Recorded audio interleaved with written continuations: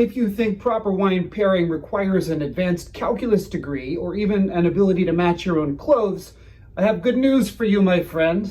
It's Pocket Wine School.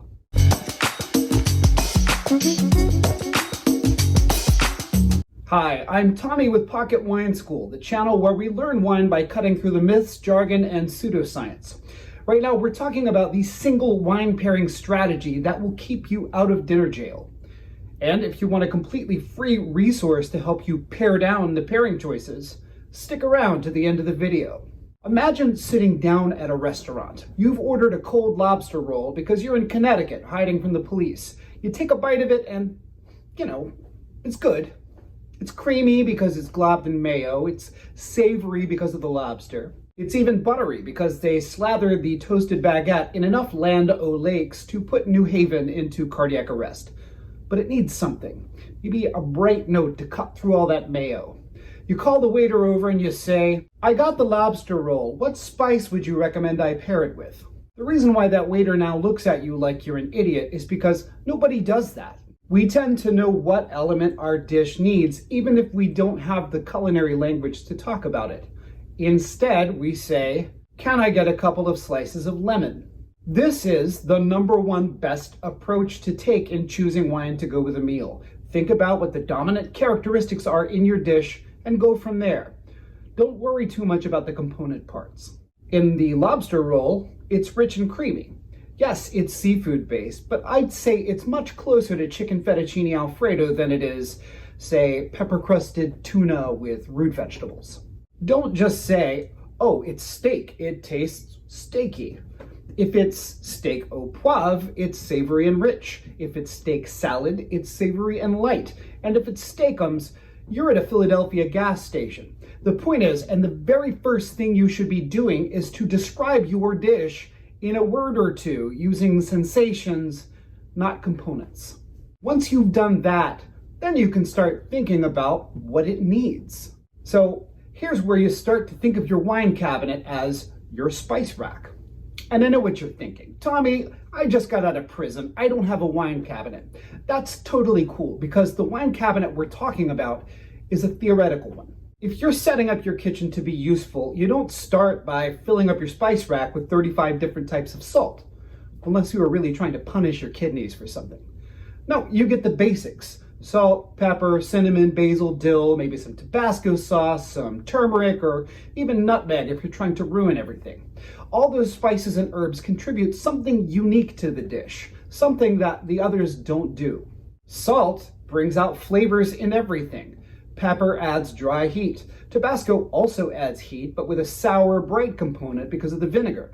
Cinnamon, basil, dill, turmeric, and nutmeg are all aromatics, but they're very different from one another. Dill is great on a deviled egg. Cinnamon, not so much. This is the best way to think about wine as well, at least as it relates to food. Some people look at wine as a side dish. I think it's even more useful to consider it a condiment. Not only does this help simplify the pairing process, it can also help you keep your intake in check. Very few people go through multiple bottles of ketchup with one meal. Now, I know what you're saying, only partly because of the voices in my head. You're saying, "That's all well and good, Tommy, but what does each wine do? How can I choose from among 10,000 grapes out there?" Well, you don't have to. You can cover all your bases with about 24 wines. And that doesn't mean you need to buy them now. Just buy them as you need them. So let's talk about these 24 wines, what they do, and how to use them. On my website at pocketwineschool.com, I have a chart listing these 24 wines and their dominant characteristics. They're split mostly evenly between reds and whites so that you've got options. Although if you're really interested in mastering the relationship with food and wine, I'd suggest that you experiment with all kinds of wine. You'll never be worse off for it. Each wine has been placed into either flavor and sensation categories or body and acid categories, and sometimes both. And I'll show you how to use these categories. But for right now, the wines are Aglianico, Beaujolais, Cabernet Franc, Cabernet Sauvignon, Carmenere, Chardonnay, Chasselas, Gewurztraminer, Gruner, Veltliner, Moscato, Muscadet, Sevre, Maine, Pinot Gris, Pinot Noir, Port, Prosecco, Riesling, Sangiovese, Sauternes, Sauvignon Blanc, Schiava, Syrah, Tempranillo, White Rioja, and Zinfandel. Holy crap. And for now, I'll tell you not to worry too much about region of origin, except in just a few cases. And I certainly don't want you to stress about price. Just know that the $13 to $20 price range is ideal. But if you can't afford that, just get what you can afford. And definitely don't worry about brand, unless you happen to own stock in one of those wineries, and then knock yourself out.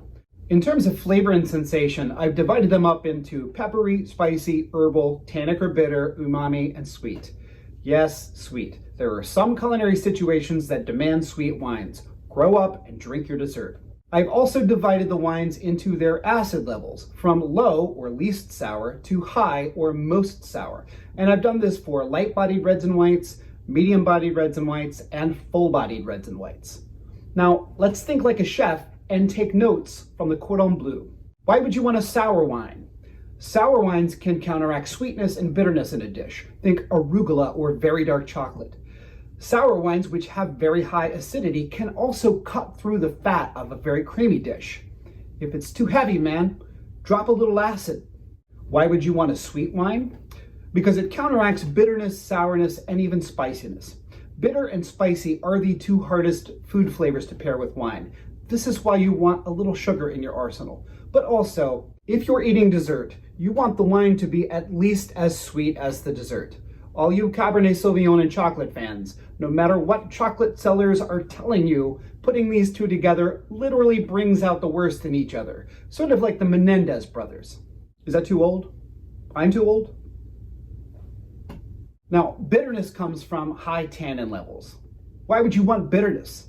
Well, because like with acid, it does a pretty good job cutting through the rich and creamy dishes. And with tannin levels, you're pretty much limited to reds. In almost every circumstance, the tannin level in white is just too small to matter. Umami, which you should never want to hear in the bedroom, refers to the savory notes you get in things like mushrooms and meat. And umami in wine does a very good job matching up with umami in the dish. Spiciness. And here, I mean mostly heat, although it's more subtle in wines than in, say, buffalo wings.